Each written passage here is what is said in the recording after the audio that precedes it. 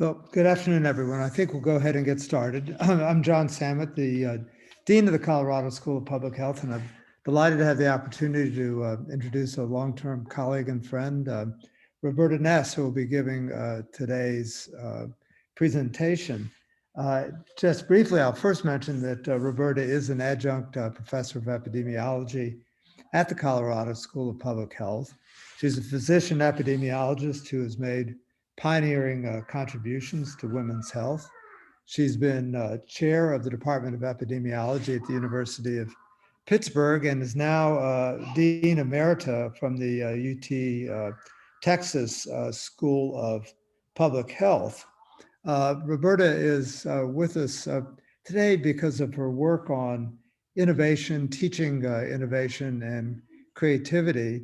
She's the author of 4 books related to this. She has given numerous talks, courses, and workshops. I have participated, and they are superb. Among her honors is being a member of the National Academy of Medicine. Roberta, I'm afraid among your dishonors is writing papers with me. They include such titles as How to Be a Department Chair of Epidemiology, a Survival Guide, and Epidemiology, Austerity, and Innovation. Our citation frequency, I looked it up, is abysmal. The first paper has been cited 7 times. I hope read more than that. And the second one 3 times. So we're going to have to work on our joint CV, I think.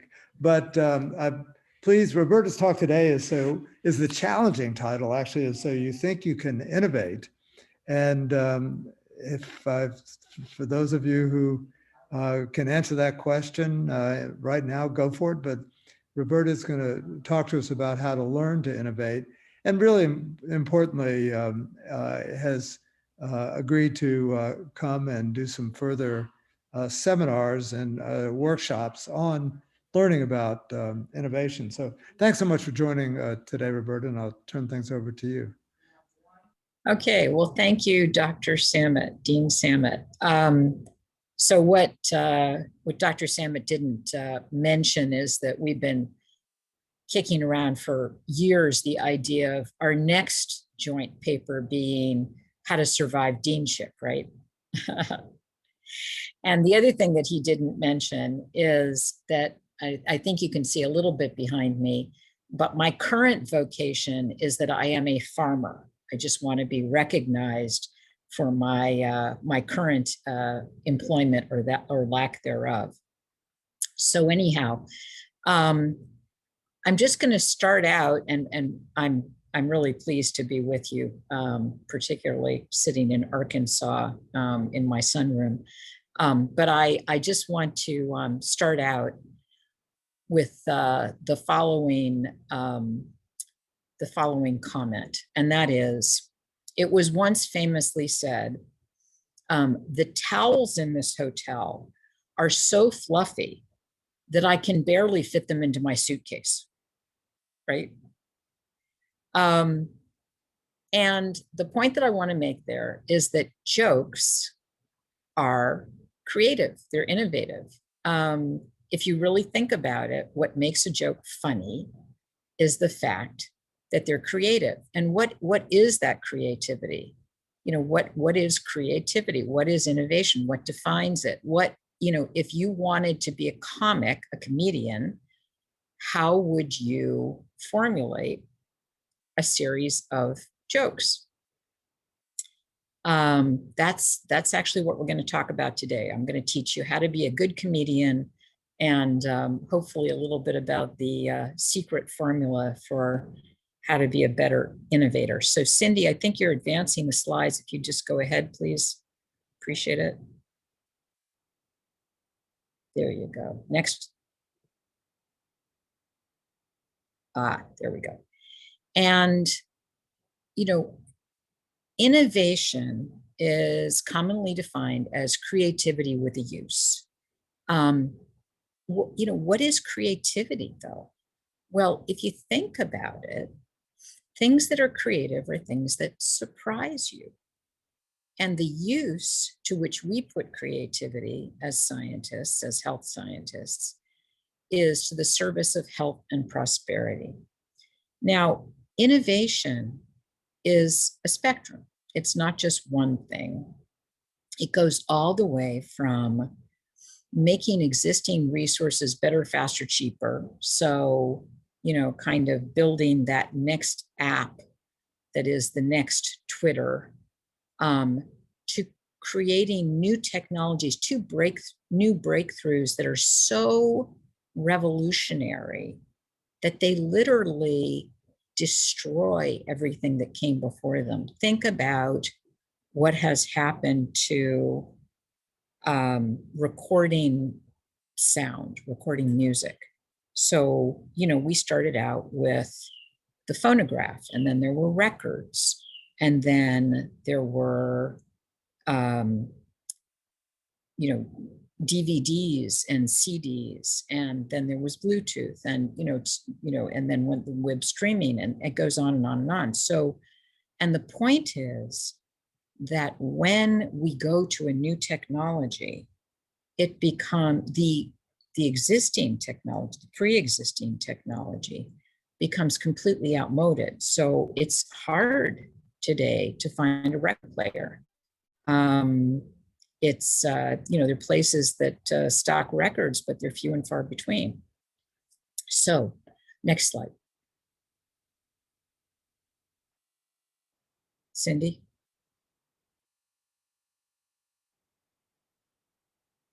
Hello. Can I get the next slide? Can you hear me? Sorry, my computer is having lag time. There it goes. There we go. Okay, so one of the things about innovation, creativity is in the modern era, we equate innovation with progress, and we love progress. If there's one thing we adore, it's progress.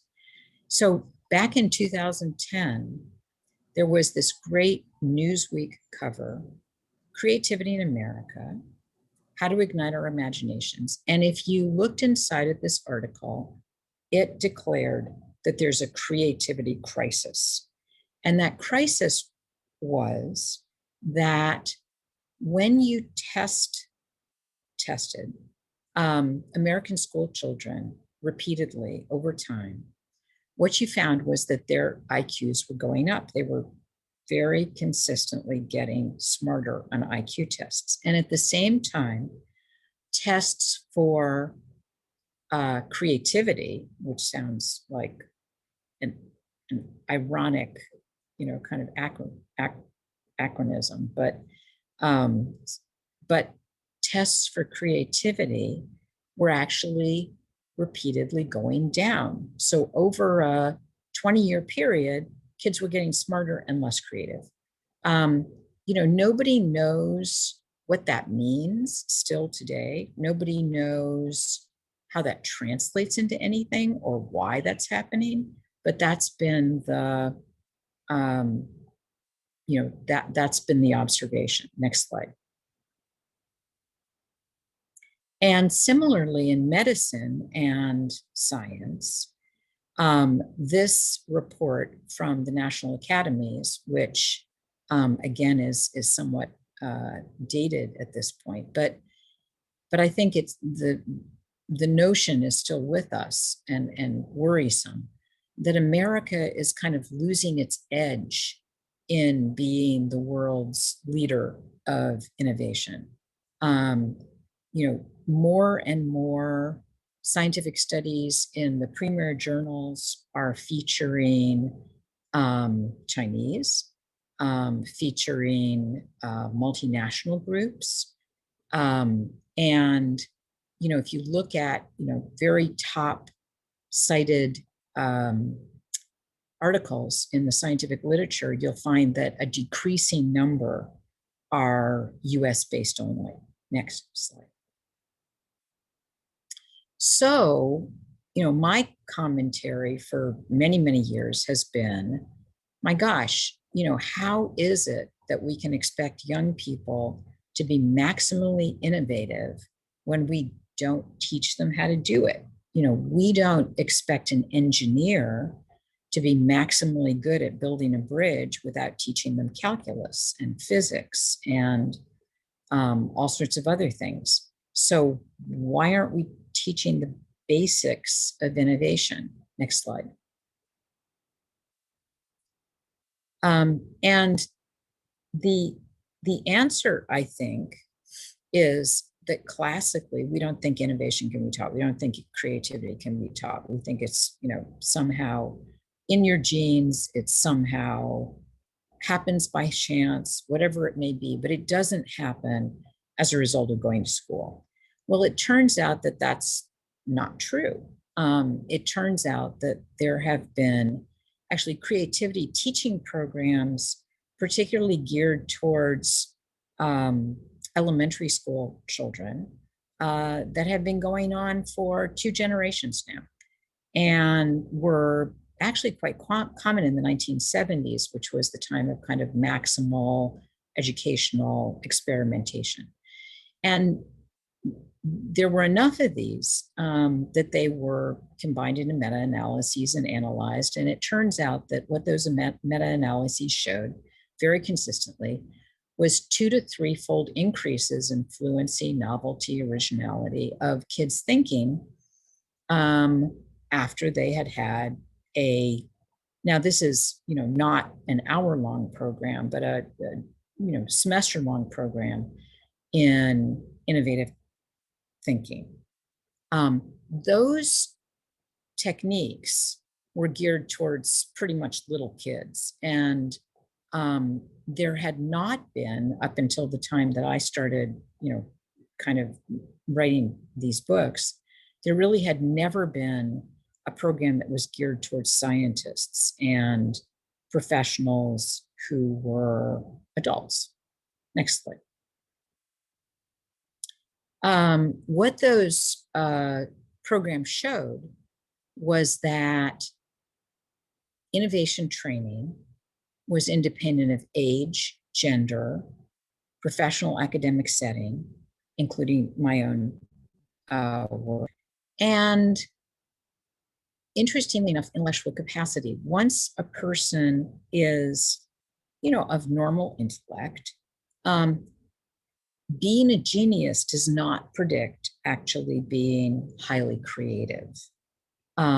So you can be taught to be more innovative, any of you. Next slide. Next. So the conceptual components I'm going to talk to you about today, and I'm going to try to do this in some kind of a timely fashion, maybe in just 45 or 50 minutes to give people time for questions, is that number one, there is kind of a trick to recognizing and finding alternatives to our usual way of thinking, our habitual patterns. Secondly, that trick can be enhanced by some learning tools. And finally, all of that can be aligned with the normal scientific method. Next slide. Okay, so what are these habitual patterns? Next slide. Linguists call them frames. What are frames? Well, they are the things that happen in our lives that are not surprising. Why is something surprising? Why are jokes surprising? They're surprising because they do not fulfill our expectations, because we assume that somebody is going down a particular line of reasoning and then they jog off to the left. So that first joke that I told, the towels are so thick, I can't fit them into my suitcase. Well, at first you're thinking, okay, the towels are so thick. Those towels are nice and comfy. This is really all a good thing. And then I can't fit them into my suitcase is about being a thief. And that's not so nice. And so there's this, divergence. There's this sudden divergence. And frames are the expectations and assumptions. And breaking the frames is about surprising divergence, right? Next slide. So the most surprising divergence are what I call big I innovation. They're back to that concept that I was talking about before, this range of innovation that is on the, you might say, the far right side. It's, and I'm not using that as a political term, but it's, the things that break everything that came before, the transistor, the theory of special relativity, germ theory. Those are all things that completely washed away everything that came before them. So those are the biggest frame breaks. Little frame breaks are little I innovation, kind of a new generation of cell phones. But they can also be things that are very, very impactful in terms of how they progress science, but really are not created out of any great big huge bang. For instance, the safety of anesthesia. Well, that was just a whole series of things that we already knew worked being put together in novel ways and practiced for the first time. Next slide. Next slide. I'm actually going to skip that. Okay, so let's talk about frames and breaking frames. So here you are, you go to a really nice restaurant for dinner tonight, nice Italian restaurant. And you order a plate of pasta and it comes out and it looks gorgeous. It's nice and steamy and it's full of marinara sauce. The waiter sets it down, steps back, smiles and says, "Is there anything else I can get you?" And you say very nicely, "Yeah, actually, could you bring out some Parmesan cheese for me, please?" And the waiter says, "Go to the kitchen and get it yourself." And you think, okay, now, do you really want me to walk back to the kitchen? I don't imagine. I don't see anybody else walking back there. Are you having a bad day? Was that a joke?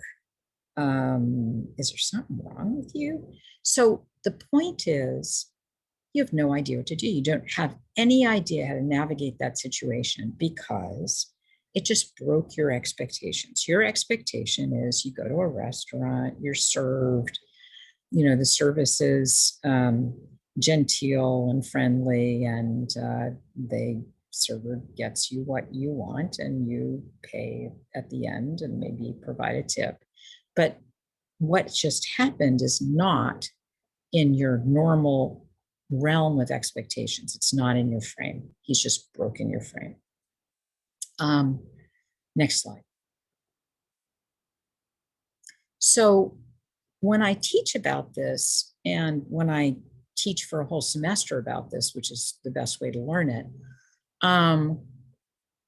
I give little examples of, frames. So here's one. Gary and Nancy are lying dead on the floor. Around them is a puddle of water and some broken glass. What are the circumstances of their death? Now, what are your expectations and assumptions? Well, immediately you start thinking, Gary and Nancy, dead on the floor. What are all the detective TV series that you've watched or movies that you've watched? And let's see, has there ever been one in which there's a scenario about water, broken glass? How did that go? There was caution tape. What was it? What was happening? And if you have come up with an answer, actually, is there a way to get people to shout out answers, Cindy, or no? People could put their answers into chat, actually. That would work.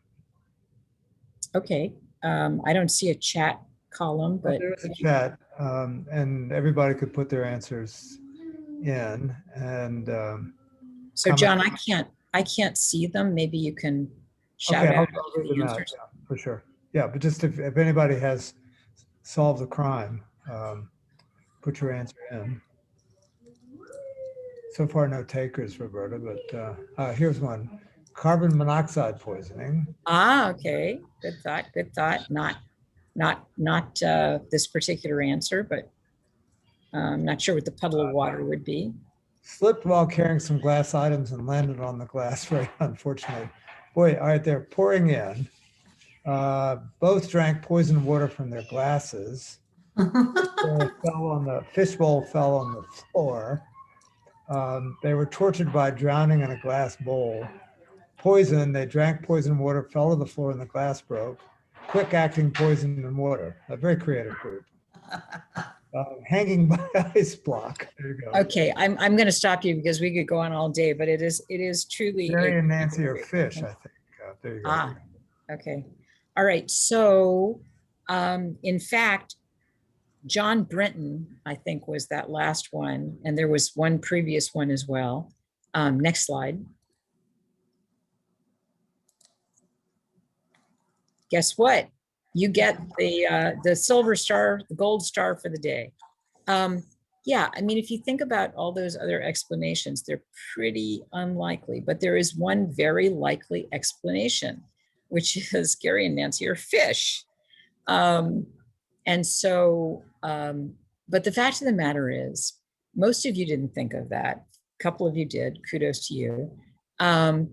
Didn't think about that because not only do you have the frame that Gary and Nancy are people, because we don't usually name our fish Gary and Nancy, but also I made it worse by, as you might say, framing you in the sense that I instantly kind of got you thinking about TV series that are about people. We don't usually write TV detective stories about fish and fish tanks. Next slide. Okay. So as I implied, the other thing about frames, in addition to the fact that they are sticky, they're common, extremely common, so common that it's almost unimaginable. You know, you have frames walking into a classroom, sitting in a seminar room. You know, your frames have to do with the fact that the teacher is there to teach you something about the topic that's been announced. Your frame is that the teacher's not going to start stripping, that the teacher's not going to start dancing, that everyone else in the classroom is not going to just suddenly break out dancing, that the person sitting next to you is not going to sneeze and grab your sleeve and wipe their nose on it, right? I mean, so you have all sorts of different expectations and assumptions at any given moment, all operating that you're really not aware of, you don't think about. But the thing about frame breaking is, as may be evident also from some of those little examples that I just gave, you know, if the person wipes their nose on your sleeve, it's going to cause a reaction. You know, you're going to pull your arm away and kind of go, what is wrong with you? The fact of the matter is that frame breaking is not just a cognitive thing, it's an emotional thing. It causes an immediate reaction, and that reaction is a negative reaction, and it's a rejection reaction. So if I said I was going to come in and remove all the street signs and signals from the center of your city and just like let traffic go, your instant reaction would be, that doesn't sound like a great idea. I really don't want you to come here. Thank you very much. Stay in Arkansas. But as it turns out, this has actually been a very successful experiment that's been done in some moderate-sized European cities in which they did exactly that. And what they found was that traffic safety actually improved. Why? Because people drove more slowly. They paid attention to the things that were on the ground all around them, and less people drove. Next slide. Okay. Metaphors express our frames. Metaphors are really powerful. I adore metaphors. The war on cancer is such a great metaphor. Cancer is not a war, but when we use a metaphor, we equate something that we can relate to something that we can't really relate to as much. And it makes it kind of ups the emotionality. It makes it more vivid. If I were to say to you, okay, don't think about the war on cancer, because it's not a great metaphor if you think about it. When we launch a war, we're trying to destroy, every other aspect of our enemy. We don't necessarily want to do that with cancer. We don't screen for every cancer because sometimes the treatment is worse than the risk. Prostate cancer is a great example. We don't try to wipe out every cancer cell in the body because if you poison and burn, every single cancer cell in the body, you may kill the patient. So think about cancer instead as our neighbor. Well, where does that idea come from? And it seems bizarre, and probably your initial reaction is to reject that and think that's pretty strange. But it comes from the Robert Frost poem, "Good fences make good neighbors." And it gets to the notion that is very, very common, one of the most common notions today in cancer therapeutics, that what we want to do is we want to fence out the cancer. We want to fence it from not growing to the point that it kills us, from not metastasizing. The way that we do that today is with immunotherapeutics, with antibodies, harnessing our immune system. So this idea, cancer as neighbor, was one that I came up with probably 20 years ago, and subsequently, not having nothing to do with me, but it's been put to the test and it's been put into tremendous use, to tremendous benefit for a number of cancer victims who are now cancer survivors. Next frame. Next frame. Next slide. Thank you. So several take-home points from what I just talked about with regard to frames. I think frames is kind of the central concept in innovative thinking. Breaking frames is absolutely essential in creating innovation. Frames are ubiquitous, they are sticky, they are emotional, and for all of those reasons, we don't recognize them commonly, and we don't break them because that seems scary. So I will provide you with a few tools now for recognizing your frames and thinking about how to break them. So the first tool is very simple, finding the right question. So to innovate, particularly big I innovation, but to innovate in general, we need to not ask that teeny tiny little question of, kind of, what is the little piece of grime that I'm finding on the floor? But instead, the big question of, what's the best way to clean a house?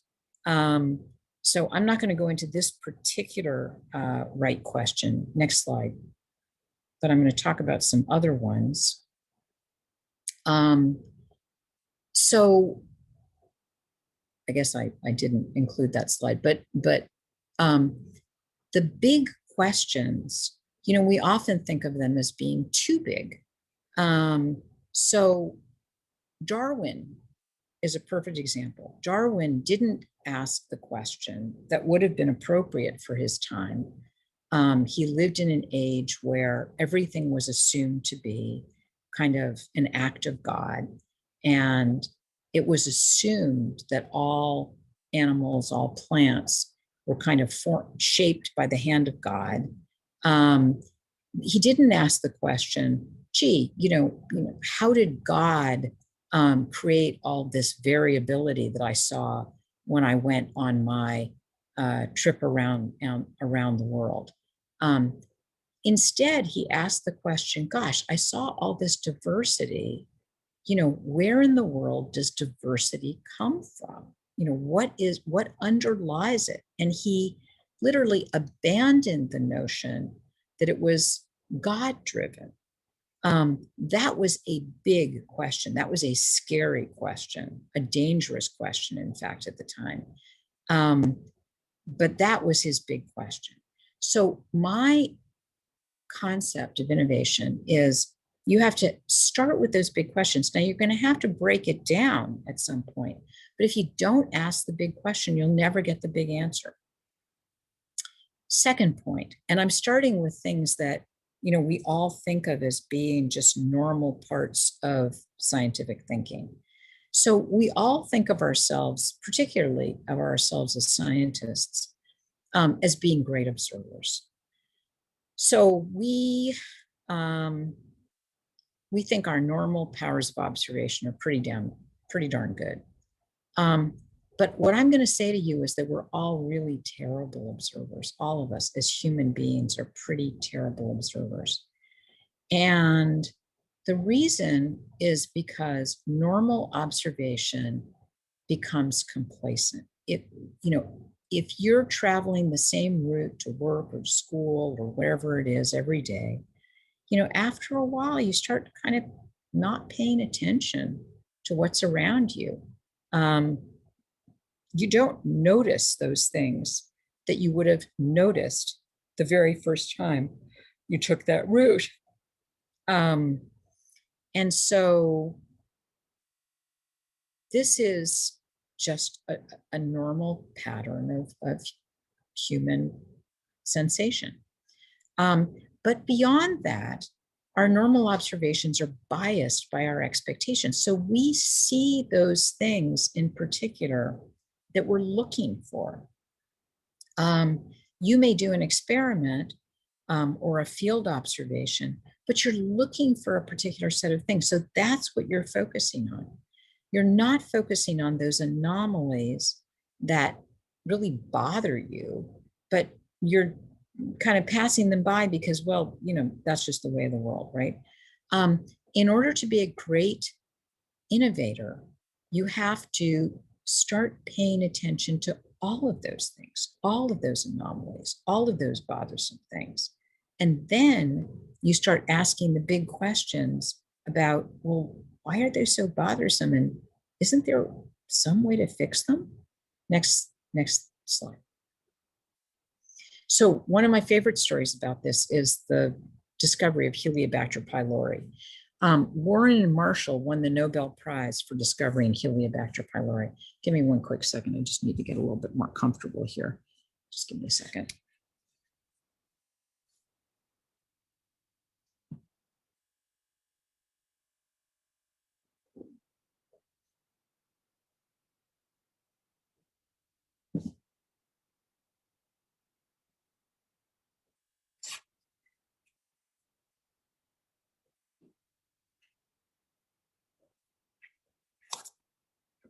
Sorry about that. I have sciatica and I can't just sit in one position for a long period of time, so I may have to do it again at some point. But in any case, so Warren and Marshall, they win the Nobel Prize for discovering, oh, that's right, okay, Heliobacter pylori. And what's the story? Well, Warren is a pathologist. He's working in Perth, Australia. It's a little community hospital. He's a clinical guy. He's looking at slides. This was a few decades ago. And he's seeing all these slides of stomach ulcers. And he's looking at them using, kind of his normal microscopes, normal stains. And he happens to be a very, very keen observer. And he happens to notice there are these little specks on all of the slides. And he kind of goes, well, better clean off my lens, better, clean up my stains. Does it? They don't go away. This guy, Barry Marshall, comes along. He's a newly minted GI doc. And he looks at them with Warren and he says, man, those look like bacteria to me. And Warren says, yeah, right. There aren't bacteria in the stomach because we're all been taught that the pH of the stomach is so low that bacteria can't grow there. So Marshall convinces him, and the two of them start writing up this hypothesis, and it gets thrown out of every scientific meeting that there is. I mean, they are thought to be just nuts. They can't grow it in any animal model. They seem to be able to do something in petri dish, but they can't identify, anything about what it is. Ultimately, Marshall swallows a petri dish full of this stuff, and he gets all the signs and symptoms of an ulcer. He allows himself to be endoscopes, and indeed, he has those same little dots in his gastric biopsy.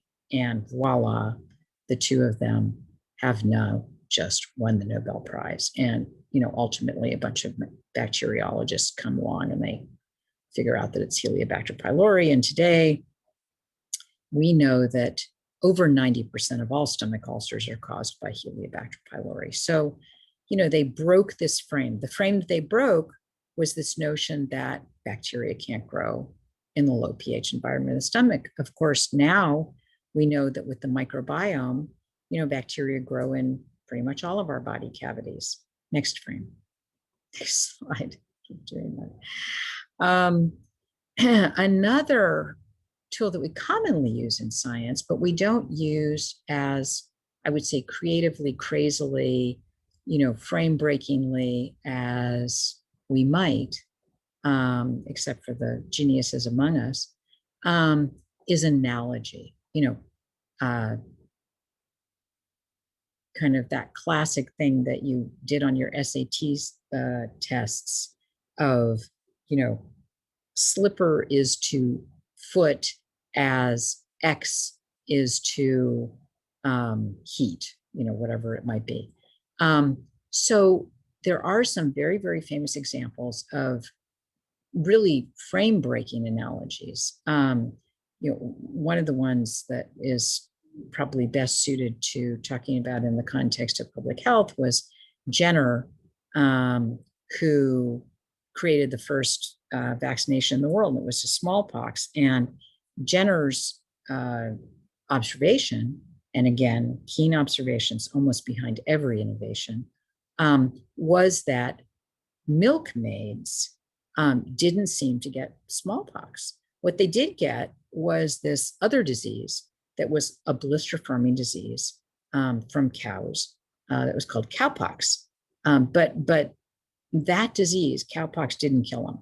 And then the next time that a smallpox wave swept through, they didn't get smallpox. So Jenner thinks to himself, really interesting. Wonder if I take a bit of this pus from this blister and I kind of scrape it under the skin of somebody who has never experienced smallpox, I wonder if I could protect them.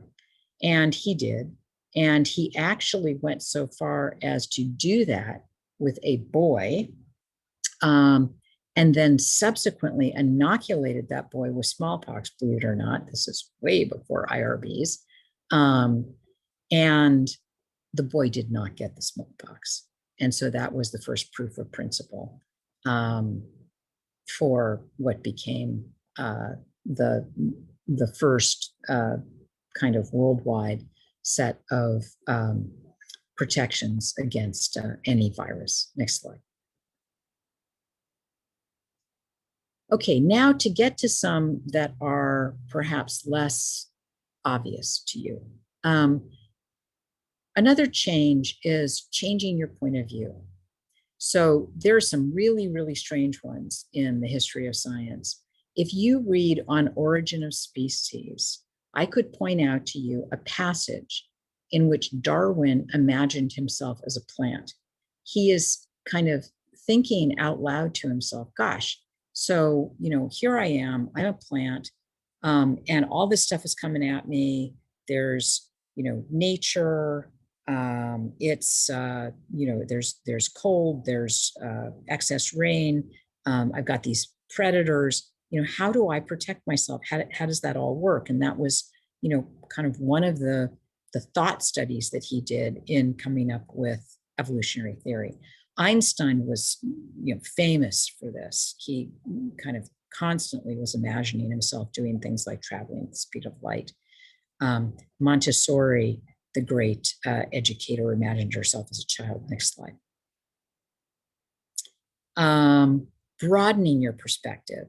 So Ansel Keys, father of the Mediterranean diet, was the first one to create an international consortia of study sites, the first, really international multi-center study, when he looked at the question of, does fat in the diet induce heart disease? And so he looked at the dietary fat of the Japanese, the Greeks, and the Finns, who, by the way, love to put oil and butter on their cheese sandwiches.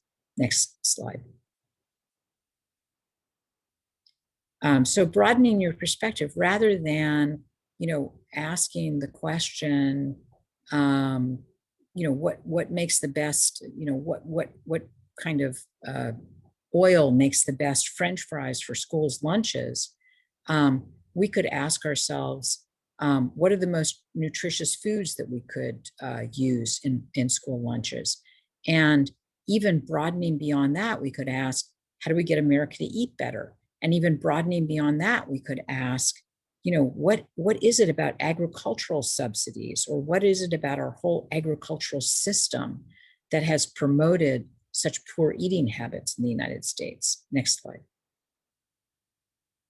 Reversal. It's actually one of my favorite tools. There are two ways to think about reversal. One is thinking about it in terms of serendipity, what's been called a happy accident. So this is literally thinking of things in reverse, thinking of the opposite as opposites. So Alexander Fleming was the father of antibiotics. And what is his story? Well, his story is that he went on vacation, and he left a bunch of petri dishes in the lab, and he left his assistant to take care of them. And the assistant snuck out on vacation. So all of these were just not tended for a period of a week or so. And he came back, Alexander Fleming, and he found that one of his petri dishes had mold on it, was contaminated with mold. And, typically what a microbiologist will do is he'll just throw out that and, keep going, because that's what Alexander Fleming was. He was a microbiologist. Instead, Alexander Fleming, again, very keen observer, he happened to notice that around where the mold was, there was a ring of green where there was no bacteria. Nothing was growing. And he said to himself, whoa, that's really interesting. There's something in this mold that's putting out something that's causing the bacteria to die. And that observation and that reversal, rather than thinking of, I'm growing the bacteria, no, what is it in the mold that's stopping the bacteria from growing?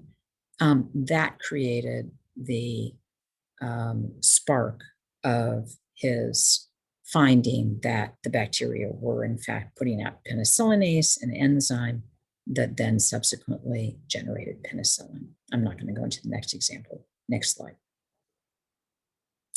So my favorite reversal is medicine is the presence of disease. It fights the presence of disease. Public health is trying to create the absence of disease.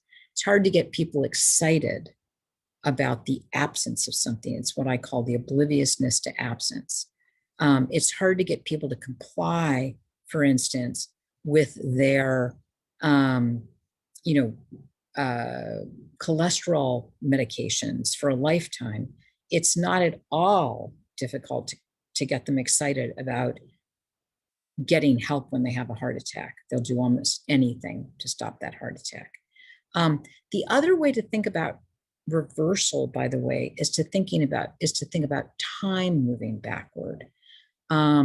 So, when you pack for a trip, you pack that way with time moving backward. You don't say to yourself, oh, let me see, how many pairs of socks do I put in? What you think is, how many days if I'm going to be traveling, thereby how many pairs of socks do I need, right? So we do that naturally, but we don't naturally think in science about either negatives or about kind of what we're trying to get to ultimately, and then all the little steps that move us back from that.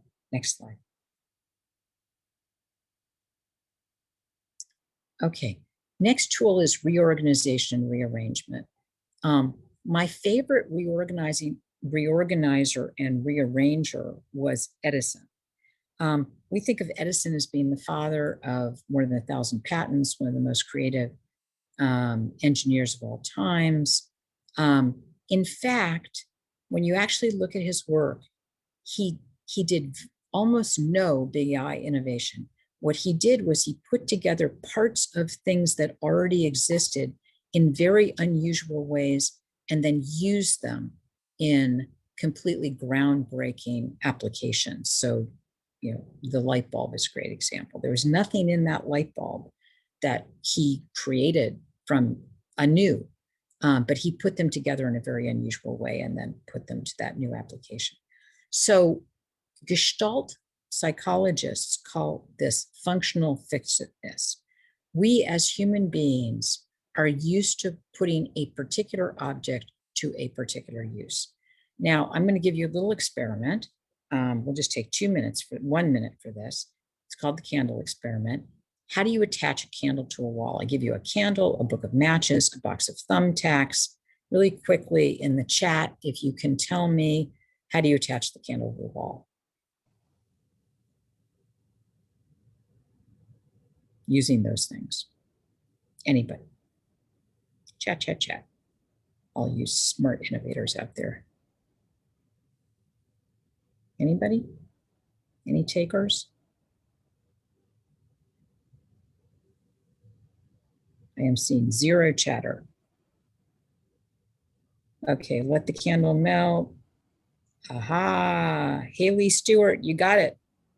Create a frame with the thumbtacks. Okay, Haley Stewart figured out that the way to do this is you have to take the thumbtacks out of the box. The box needs to become your candle holder, not your thumbtack holder. So what you did you just broke the functional fixedness, the idea that a particular object implies a particular use. That is a really neat tool of innovation, is basically breaking the frame that you can that you use things in a particular way. If you start using things in some completely divergent way, that is a really neat way of innovating. Next slide.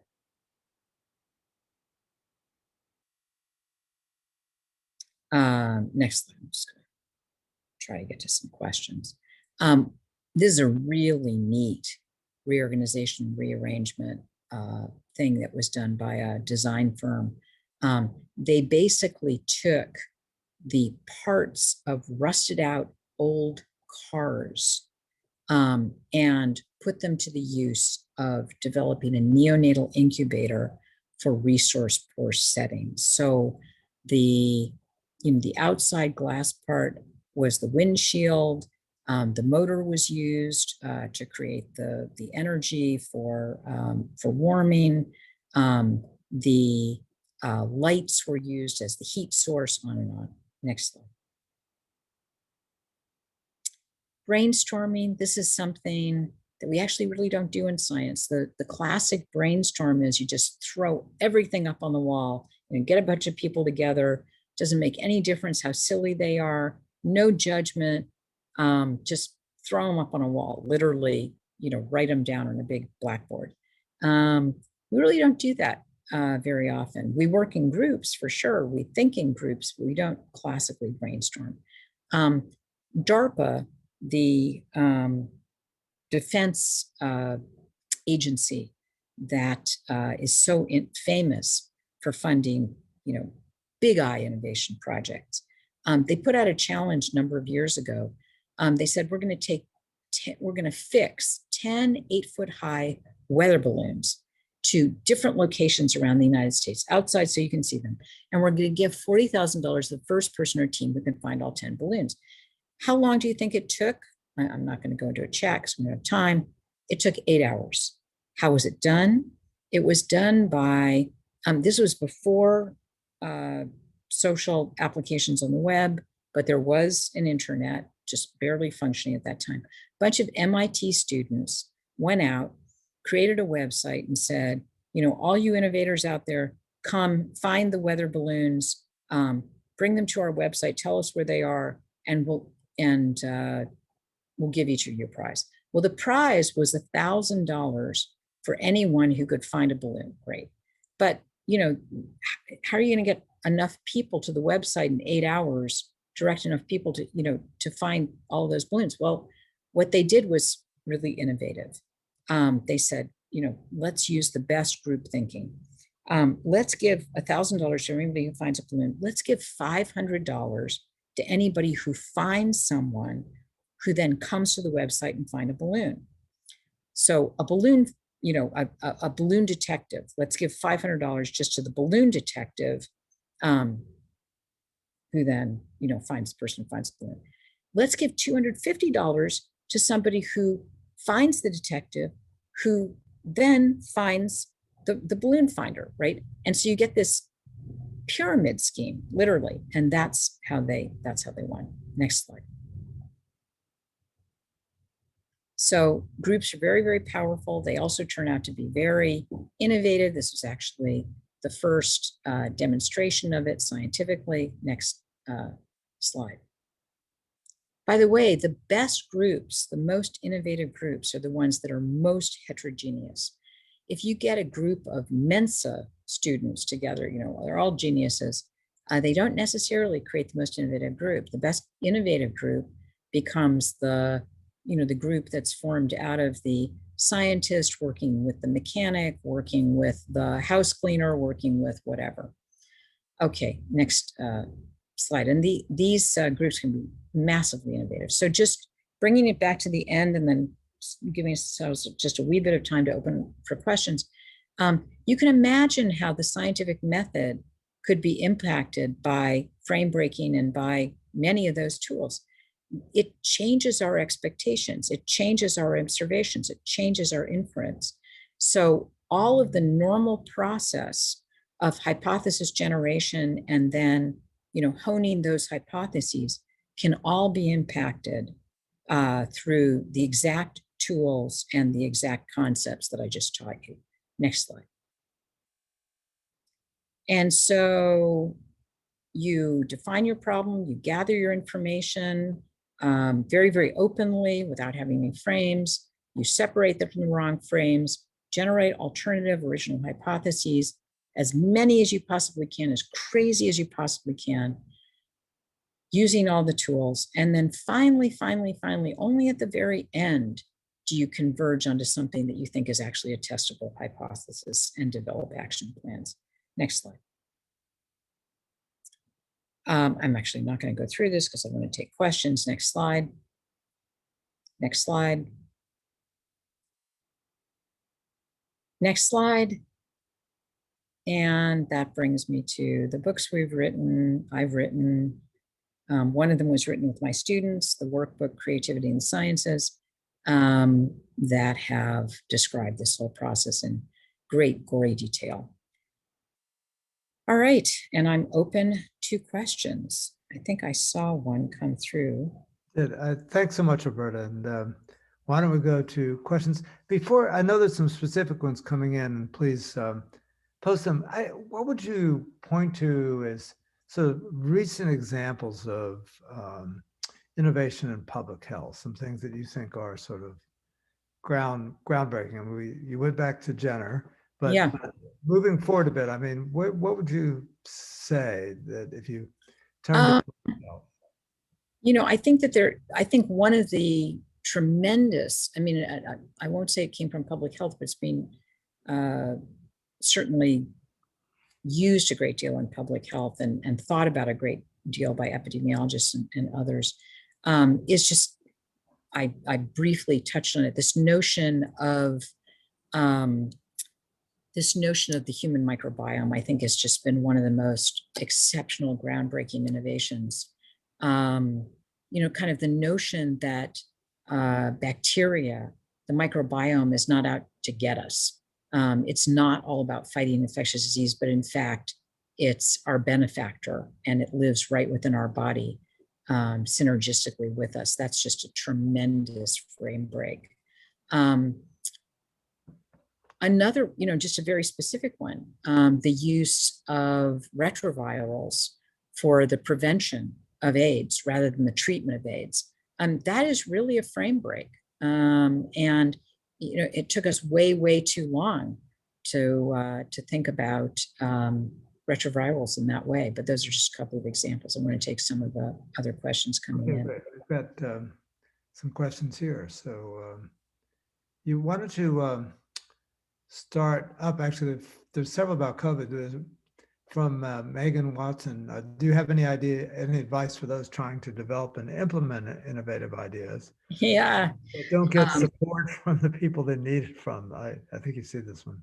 I wrote a book about that. It's so funny because that question literally has arisen every single time I have given this talk. I've given this talk, I hate to say this, talking about a canned talk, but I've talked about innovative thinking over 150 times all over the world, to basically every major research university in the United States and professional group and whatnot. And that question comes up every single time, to the degree, and always from young people, and to the degree that I actually wrote the book, The Creativity Crisis, in answer to that question. So you can read the book, but I can tell you that you're right, that there are all sorts of things about the whole structure of science, and particularly in academia, that makes it very difficult to pursue big I innovation. And I don't have a specific answer. I have lots of answers in the book, but one of my own personal answers was to break things. It was to what I call lie, cheat, and steal, which was to say that, I always had a bunch of grants funded, and that was my bread and butter. And that was stuff that I thought was pretty dull and uninteresting. And then I would basically take the NIH's money, I would cover everybody and cover myself, but I would steal some of their time. And I would use some of my time to work on stuff that could never, ever be funded and was absolutely, utterly crazy.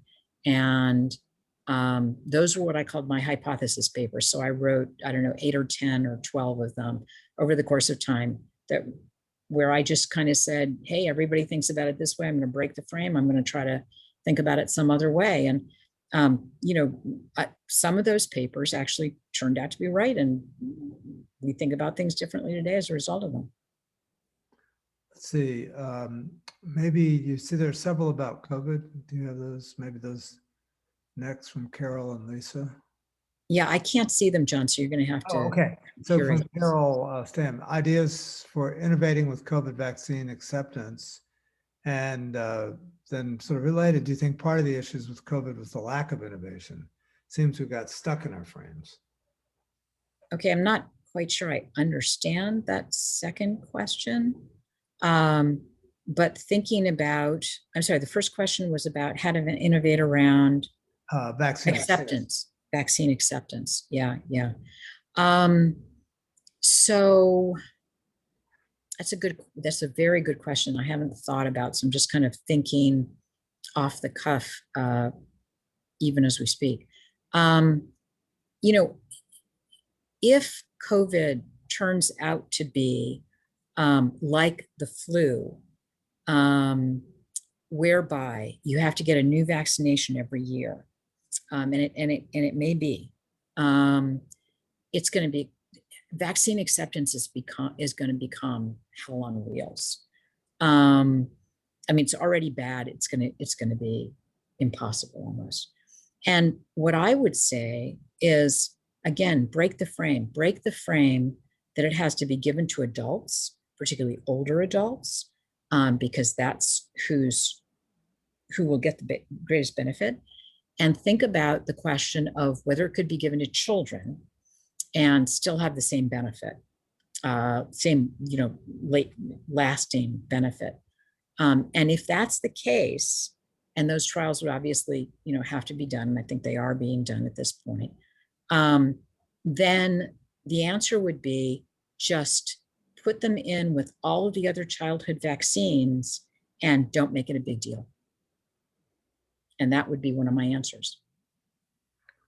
Okay, and I think Lisa's question. But that's a lot of frame breaking in there. Yeah. You have to break a lot of different frames to get there. I think, Lisa, do you want to elaborate, maybe come on and talk? I don't know, you could get freed out, but I think this was a question of whether we're stuck in our frames as we approach the pandemic. We have certain ways we do things, and we didn't look for points of innovation, or perhaps we did. Yeah, this is Lisa. Exactly, John. We just used our usual ways of addressing things like this. And I think the mask issue was one where we got stuck in the frame of mask use in a healthcare sense, and we didn't think a little more broadly about how masks might be useful very early on. I'm not sure.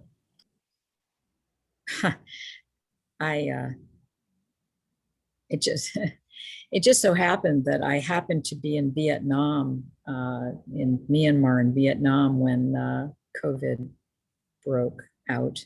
And I can tell you that in Vietnam, which by the way has had the lowest case rate in the world, masks were employed ubiquitously and instantly.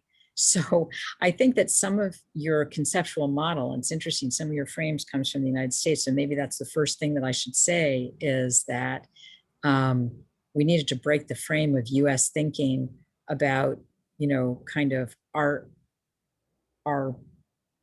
independence and, kind of our smartness, being smarter than the government, and, think about things in a much more communal way.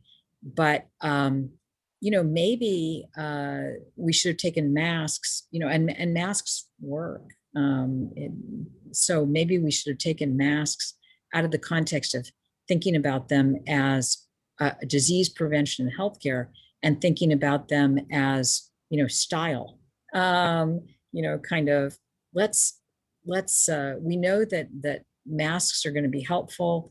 Let's think about the newest style in masks. Let's think about, we're all banditos here now on this block. We're about as independent as you get. Let's think about masks in that context, or, let's think about masks in the context of, I'm working in my community, building a community garden, and I'm going to make sure that, kind of everybody survives because they got enough to eat. I don't know. There may have been a lot of different frames we could have brought to bear. I mean, certainly the political framing of masks was destructive. I mean, it's actually a great example of a reframing, I think. I know if you go back to 1918, masks were also politicized, but it's a great example of how framing makes a difference, I think. And, yeah, but again, the frame, the underlying frame of that politicization, I just want to keep going back to these underlying assumptions and expectations. What is it? What became politicized? Well, it was really independence. It was really being that wildcat, or it was really being that trailblazer. No, it's a useful example to think through, and I think that, and of course, there's the science starting point and what the questions were. Let's say I just want to be respectful of everybody else's time and also my own, and so I'm just going to take like one or two more questions. Yeah, I think there's one here that I'll pass on to you separately, sort of about your own work and where you would see innovation. I think what you should do is we should just say that in follow up, and you and I will figure out the time. We hope to do some workshops, and you bring your approaches and skills on teaching innovation and creativity, I think. And I'm sure that there will be individuals who are interested. I mean, I think for everyone starting as a researcher and continuing as a researcher, I think we're always wondering where that next idea may come from, or it's a Sure. flood of ideas we have, how many are to be gardened, if you will. And and then of course you and I have an article to write on. Haha. Thank you. Hooray. Look forward to that. Um, Yeah. yeah. So thanks for joining us today, and thanks to everybody for participating. And we will have the Well, opportunity. let me just end with maybe two quick comments, or three. Number one, I hope I whet your appetite. That's all I meant to do. Number two, I hope that all of you can go out and think about yourself a little bit more as being children coloring outside the lines, because that is, creativity is all about going back to childhood, all about just breaking all those social norms that you've then, kind of squelched your child with. And then the final thing is, the best thing about practicing innovation, which it's changed my life literally in every conceivable way, these concepts. But the best thing is that it's joyful. Great. Well, that's a great stopping point. And we look forward to seeing you again soon. And I'm sure the fields Thanks. are calling to you. So I enjoy it. thanks. Thanks, everybody. Bye. Bye-bye.